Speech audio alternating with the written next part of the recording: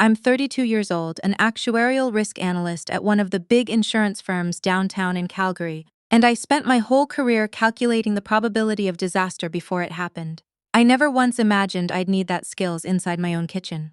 It was a Thursday in late October, the kind of cold that bites through your coat before you even get to the car, and I was at my 20-week anatomy scan when I overheard the thing that ended my marriage before I even left the clinic parking lot. My husband had stepped out to take a work call, which I now know was a lie, and I'd gone looking for him because the technician needed his health card number. I found him around the corner by the vending machines, talking low and fast to someone on speaker, and the voice on the other end was unmistakably his mother's. "She can't keep both of them," my husband was saying. "We tell her there were complications. One didn't make it." "That's it, that's the story, and the doctor's on board," his mother asked. "Dr. Whitfield owes me. He'll sign whatever I put in front of him." I stood there with my hand pressed flat against the cold cinderblock wall, my heart doing something violent and arrhythmic in my chest, and I did the only thing my training has ever taught me to do under pressure. I went still, I listened, and I started building a file in my head. My name is Brooke, I'm carrying twins, and as of that Thursday afternoon, I understood that my husband, Easton, and his mother, Glenda, were planning to steal one of my children and tell me it had died. I didn't confront him. I want to be honest about that because some of you watching this are going to ask why I didn't scream, didn't call the police right there in the hallway of the Foothills Medical Center. The truth is that I am an actuary. My entire professional life is built around one principle. You do not act on incomplete information, because incomplete information gets people killed, or in this case gets babies stolen and stories buried. I needed proof. Real proof. The kind that holds up in a Calgary courtroom, not the kind that gets dismissed as a hormonal, overwrought pregnant woman mishearing a private conversation about adoption logistics. So I walked back around that corner with my face arranged into something soft and tired, and when Easton found me 5 minutes later, I told him the babies had been kicking up a storm and I just needed some air. He kissed my forehead. He told me he loved me. He told me our two little miracles were the best thing that had ever happened to him. I smiled and let him drive me home, and somewhere on Crowchild Trail, watching the lights of the city slide past the windshield, I started taking my own marriage apart the way I'd take apart a fraudulent claims file. Let me back up, because none of this makes sense without understanding who Easton's family actually is. Easton came from money, old Alberta oil money, the kind that doesn't flash but sits quiet in trust accounts and ranch land outside Cochrane. His older brother, Holt, was supposed to inherit the bulk of the family trust, a fund their late grandfather had set up decades ago with one brutal condition. The inheritance, somewhere north of $40 million, could only pass to a direct biological descendant, not an adopted child, not a stepchild. Blood, full stop, the way only a stubborn old man building a dynasty would write it. Holt and his wife, Camille, had been trying for a baby for 6 years. 3 rounds of IVF, 2 miscarriages, and a fertility specialist in Edmonton who'd finally told them, gently, that it likely wasn't going to happen for them biologically. Camille had cried about it at Thanksgiving the year before, right at the table, and Glenda had patted her hand and said something about how the Lord works in mysterious ways, and I remember feeling so sorry for her. I had no idea I was looking at my future thief. Easton, meanwhile, had been bleeding money for almost 2 years. He ran a property development company that had overextended itself badly on a mixed-use build near Kensington that stalled out when interest rates climbed and 2 anchor tenants pulled their leases. I knew the business was stressed. I didn't know it was a corpse he was still propping up at the dinner table. What I pieced together over the following 6 weeks, working in secret after he fell asleep, was this. Easton owed nearly $3 million to a private lender connected to people you do not want collecting from you in this country. In exchange for delivering one of our twins to Holt and Camille, a baby with Easton's exact bloodline, which would satisfy the trust's biological clause, the moment Camille's name went on a fraudulent birth registration, Holt had agreed to pay Easton enough to clear his debt and walk away clean. Dr. Whitfield, the obstetrician who'd been treating me since week 8, was being paid to falsify a stillbirth, sedate me during delivery, and quietly hand one infant to a nurse who'd then process the swap before I ever fully came out of the anesthesia. I want to say that clearly because some of you in the comments on my last video asked how something like this is even logistically possible. It's possible because in this country we trust our doctors, and people exploit that trust. It's possible because everyone involved assumed a 32-year-old pregnant woman in her third trimester would be too exhausted, too trusting, and too sedated to notice anything was wrong until it was far too late to undo. They underestimated what I do for a living. An actuary's entire job is pattern recognition under uncertainty. I spend my days reading claims files looking for the small inconsistencies that indicate fraud. A date that doesn't line up, a signature that's slightly too perfect, a coincidence that isn't actually a coincidence. I had been trained for exactly this without ever knowing I'd need it inside my own marriage. The first thing I did was quiet. I didn't change my behavior. I kept going to my appointments, kept smiling at Dr. Whitfield, kept letting Easton rest his hand on my belly at night and call me his incredible girl for carrying his children. Underneath that, I started documenting everything. I requested copies of all my own medical records under the pretense of wanting a second opinion from a specialist friend, a real friend, Tamsin, who I'd gone to university with at the University of Calgary and who now worked as a perinatal nurse at the Rocky View. I didn't tell her the full truth yet. I just asked her, carefully, what would normally happen if a doctor wanted to sedate a patient heavily during a routine delivery and whether that was standard. She told me flatly that it wasn't, not for an uncomplicated twin delivery with no prior risk factors. That was confirmation number one. Then I went after the money, because money never lies, even when people do. I waited until Easton was asleep, really asleep, the heavy kind, 3 hours after his last drink, and I went into his study. He'd always been careless with passwords around me because he never imagined I'd need a reason to look. I got into his laptop in under a minute. What I found over the following nights made my skin crawl colder each time. A secondary set of books for his development company. Wire transfers to a numbered company registered in the Cayman Islands that traced back, through 2 more shell layers, to a name I recognized from a fraud case at my own firm 3 years earlier, a man who arranged informal loans for desperate business owners and collected by breaking things, including kneecaps, when the loans went unpaid.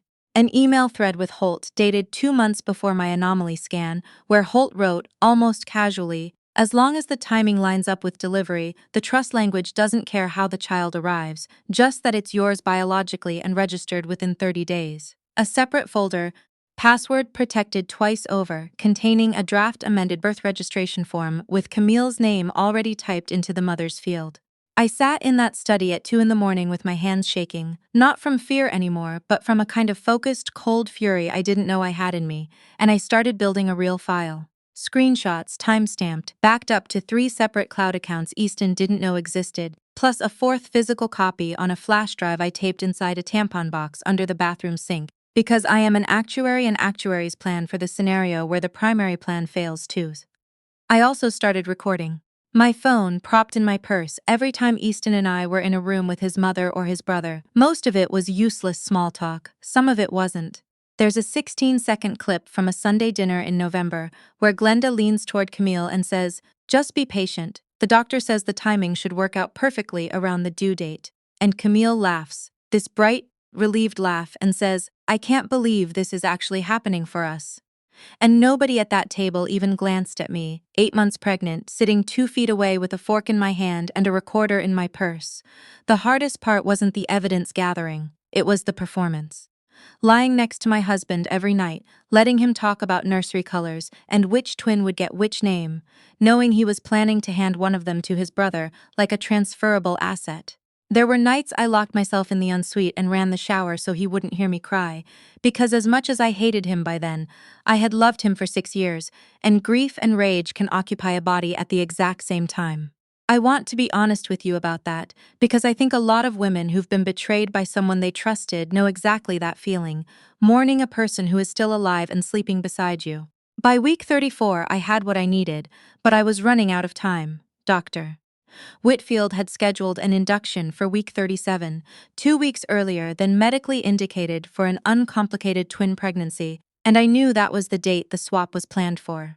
I couldn't go to the Calgary police with circumstantial financial documents and a recording of a vague dinner conversation about timing. I needed someone who would actually move fast, because once labor started, everything would happen in a hospital room where Easton and Whitfield controlled the narrative. So I called the RCMP's Financial Crimes Unit, not the local non-emergency line, because the moment I mentioned cross-border wire transfers, organized lending, and a licensed physician potentially involved in falsifying a death record, it became a federal matter.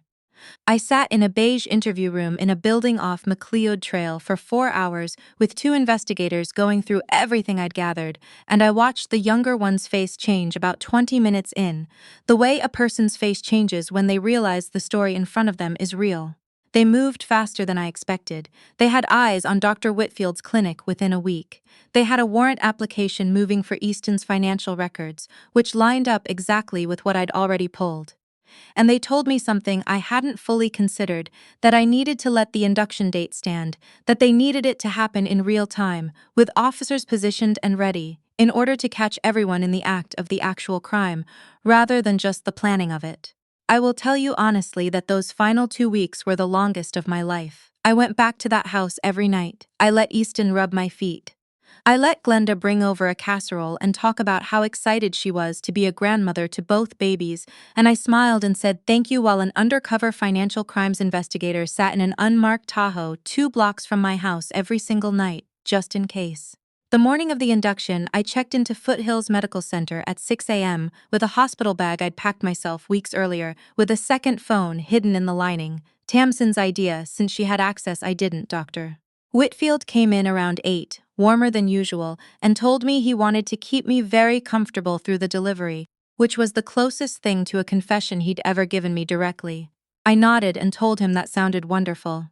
What he didn't know was that 2 RCMP officers were already in the building, positioned with hospital security, and that Tamsin had quietly swapped the sedative he'd prepped with a saline substitute 20 minutes before he administered it, under the cover of double-checking the dosage protocol, which she was technically qualified to do as the attending perinatal nurse on shift. I delivered 2 healthy babies, a boy and a girl, fully conscious, fully aware, at 11:42 and 11:44 that morning, and I watched Dr. Whitfield's face when the nurse handed me my daughter first, the one meant to not survive. Watched the exact second his professional mask cracked into something close to panic, right before 2 officers stepped through the delivery room door. Easton was arrested in the hospital hallway 40 minutes later, mid-sentence, on a call with Holt confirming the handoff timeline. Glenda was picked up at home. Holt and Camille were arrested together at their condo in Mount Royal, and from what came out later in the financial crimes filing, Camille had genuinely believed there was a private adoption arrangement in progress. She claimed she didn't know the child was being taken from a living mother under false pretenses, which the Crown is still sorting out, though I have my own opinion about how much a person can choose not to know. Dr. Whitfield lost his medical license within the month, pending the criminal proceedings, and is currently facing charges that include conspiracy to commit fraud and falsification of medical records. Easton is out on a restrictive bail with an ankle monitor, his development company in receivership, facing charges for conspiracy, fraud, and forgery after the loan documents revealed. He'd forged my signature on a line of credit using our house as collateral, a house I have since had removed from his name entirely through an emergency legal order, with Tamsin's husband, who happens to be a family lawyer, walking me through every step. It's been 4 months now. I'm back at work part-time, mostly from home, with my son and daughter asleep in matching cribs in the next room while I write this. I bought a townhouse in Bridgeland with my own savings, no mortgage co-signed by anyone, no name on the deed but mine. It's small. It doesn't have a wine cellar or a view of the river the way the house I left did. But nobody in it is lying to me, and some mornings that feels like more wealth than $40 million could ever buy. I think about that hallway by the vending machines a lot. How close I came to walking past it, to never overhearing anything, to finding out the way they planned for me to find out. Grieving a baby who never died, raising one twin while a family I trusted raised the other 40 minutes down the highway, never knowing. I think about how much of survival in the end isn't about being strong, it's about being patient enough to wait and precise enough to build the case while your heart is breaking in the next room. Blood may have written the rules of that trust fund, but it never gave any of them the right to write the rules of my children's lives. I built my own file. I built my own case. And in the end, I built my own family, on my own terms, the only way that ever actually counts.